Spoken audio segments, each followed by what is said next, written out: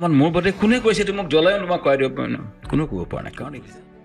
মানুহে মোক হিংসা কৰে নাথিং ৰং ইন দিছ মই মানুহক সৃষ্টি কৰিছোঁ মই বুলি ক'লে ভুল হ'ব মই বহু শিল্পীক সৃষ্টি কৰিছোঁ কোনে কৰিছে কিয় কৰিব পৰা নাই কাৰণ আমাৰ ইয়াত দম নাই আমি ৰিস্ক ল'ব পাৰোঁ মোক হিংসা কৰি একো লাভ নাই আমি এণ্টাৰপ্ৰেনাৰ মই ৰিস্ক লওঁ 2 ইনভেষ্ট কৰিলোঁ লোকচান খাই থাকোঁ শ্যামকানু মহন্তৰ কেইটামান মন্তব্যই এতিয়া ৰাজ্য কঁপাই তুলিছে শ্যামকানু মহন্তৰ কোন আৰু কিয় বিখ্যাত মই হয়তো বহলাই কোৱাৰ প্ৰয়োজন নাই শ্যামকানু মহন্তই ছিংগাপুৰত নৰ্থ ইষ্ট ফেষ্টিভেল পাতিবলৈ গৈ আমাৰ অসমৰ প্ৰাণ শিল্পীৰ জুবিন গাৰ্গক তালৈ নি কিদৰে অৱহেলা কৰাৰ ফলতে আমি সকলোৱে জুবিন গাৰ্গৰ দৰে এজন শিল্পীক হেৰুৱাইছিলোঁ সেয়া হয়তো সকলোৱে জানে আৰু তাৰ পাছতে কেইটামান মন্তব্য এতিয়া সামাজিক মাধ্যমত ভাইৰেল হৈ পৰিছে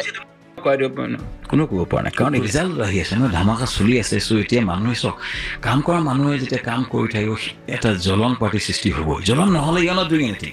যদি মই একো নকওঁ ঘৰতে বহি নাম কীৰ্তন খোলতাল বজাই অহা যোৱা কৰি থাকোঁ বা বিচি মাৰি ঘৰতে বহি থাকোঁ কোনো ক'বলৈ নাই কিন্তু মই মৰি থাকিম তেতিয়া জাপান অৰ ছিংগাপুৰ অৰ US নেক্সট কথা মই এতিয়া I have started planning. So তাৰ কাৰণে বিভিন্নজনে কাম কৰি আছে অকল মই মানে অসমত থকা বহি থকা মানুহকেইটা নহয় মোৰ লগত নাগালেণ্ডৰ বৃহৎ দল আছে মোৰ লগত মেঘালয়ৰ বৃহৎ দল আছে মোৰ কিন্তু মই একো অন্যায় কৰা নাই ফেষ্টিভেল মহন্ত যিসকলে কৈ থাকে ক'লে হয় ফেষ্টিভেল পাতো I do the biggest festival yes nothing wrong in this মই মানুহক সৃষ্টি কৰিছোঁ মই বুলি ক'লে ভুল হ'ব আমাৰ সমষ্টিপুঞ্জই আমি সৃষ্টি কৰিছোঁ আমি এটা বৃহৎ আৰু মই বম লোকচান খাই কৰি আছোঁ কোনে কৰিছে কিয় কৰিব পৰা নাই কাৰণ আমাৰ ইয়াত দম নাই আমি ৰিস্ক ল'ব পাৰোঁ আমি এণ্টাৰপ্ৰেনাৰ মই ৰিস্ক লওঁ 2 ইনভেষ্ট কৰিলোঁ লোকচান খাই থাকোঁ ৰিকুপ কৰোঁ তাৰ মাজত আজি নিজে কিছুমান ইভেণ্ট কৰিবলৈ লোকচান খাই মোৰ বৃহৎ দল আছে আজিৰ পৰা প্ৰায় এবছৰ আগতেই এই সাক্ষাৎকাৰটো হৈছিল এজন বিশেষ ব্যক্তিৰ লগত অৰ্থাৎ চক্ৰপাণি পৰাশৰ আৰু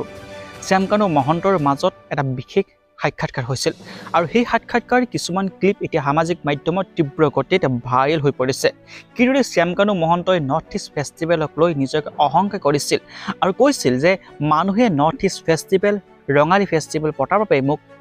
হিংসা কৰিছিল আৰু তেনে হিংসা কৰা মানুহক কি মন্তব্য দিছিল ইতিমধ্যে আপোনালোকে শুনা পালে কিন্তু এতিয়া শ্যামকানু মহন্তলৈ আমাৰ অসমবাসীৰ প্ৰশ্ন কিয় জুবিন গাৰ্গক নি এখন এম্বুলেন্স এজন বিশেষ ডক্টৰ ৰাখিব নোৱাৰিলে জুবিনৰ কাষত কিয় জুবিন গাৰ্গক অৱহেলা কৰিলে জুবিন গাৰ্গক কিয় এনেদৰে এৰি দিছিল এটা বিশেষ